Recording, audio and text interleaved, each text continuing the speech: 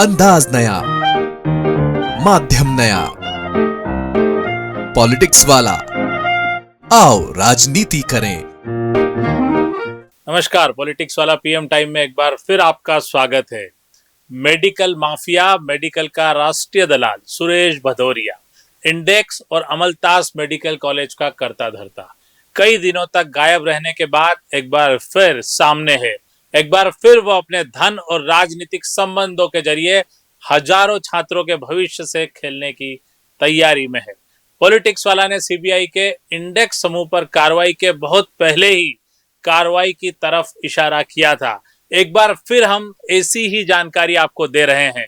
रिश्वत देकर medical college की मान्यता रिन्यूअल करवाने के आरोपी सुरेश भदौरिया ने एक बार फिर पैसे के दम पर इंडेक्स मेडिकल कॉलेज को काउंसलिंग में शामिल करवाने की पूरी सेटिंग जमा ली है।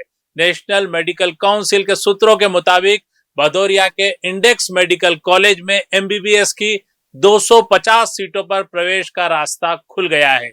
जल्द ही इस बारे में नोटिफिकेशन जारी होने वाला है।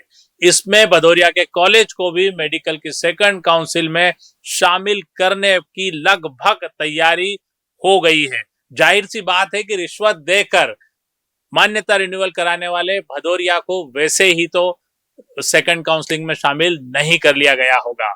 मान्यता रिन्यूअल कराने के मामले में भदौरिया के कॉलेजों पर सीबीआई ने छापा मार कार्रवाई की थी। इसके बाद भदौरिया गिरफ्तारी के डर से, जी हां, गिरफ्तारी के डर से करीब 2 महीने भूमिगत रहा। इस बीच वो मंदिरों से लेकर गोवा तक के चक्कर काटता रहा।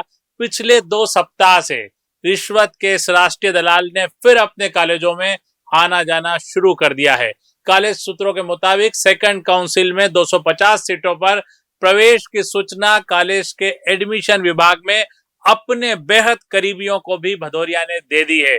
बड़ा सवाल यही है कि पहले दौर की काउंसलिंग से बाहर किए गए इंडेक्स मेडिकल कॉलेज ने अब ऐसा क्या सुधार कर लिया, या वो पवित्र हो गया, या उसके रिश्वत का दाग धुल गया कि उसको दूसरे दौर की काउंसलिंग में शामिल करने की तैयारी की जा रही है। इंडेक्स मेडिकल कॉलेज को यदि 250 सीटों पर प्रवेश की अनुमति मिलती है तो ये शिक्षा माफिया को पनपने का एक और मौका देगा।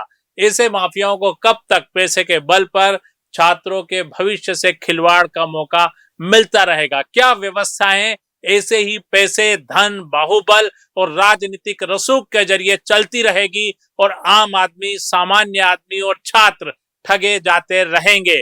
फिर क्या जरूरत है सीबीआई की कार्रवाई की?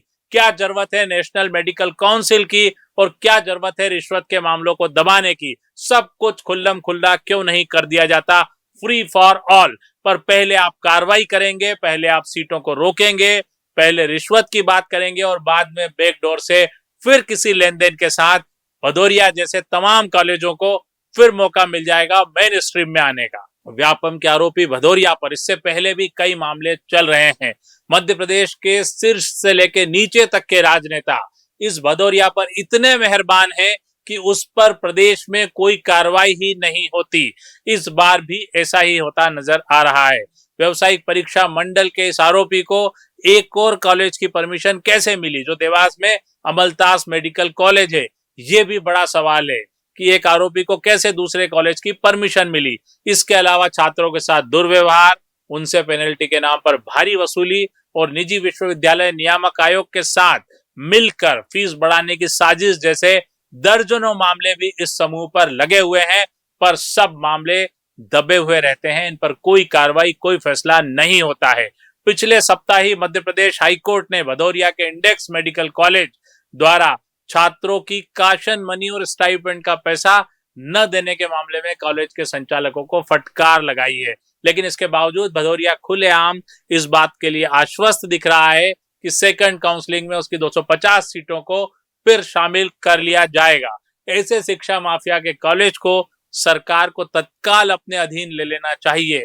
इंडियन मेडिकल काउंसिल को रिश्वत के मामले में आरोपी भदौरिया को फिर बड़ी रिश्वत लेकर बेदाग बनाने से बचना चाहिए। आज के लिए इतना ही, फिर मिलेंगे माफिया के नए कारनामों के साथ। पॉलिटिक्स वाला के चैनल को देखने के लिए, पूरे वीडियो देखने के लिए शुक्रिया। चैनल को लाइक और सब्सक्राइब करना न भूलें।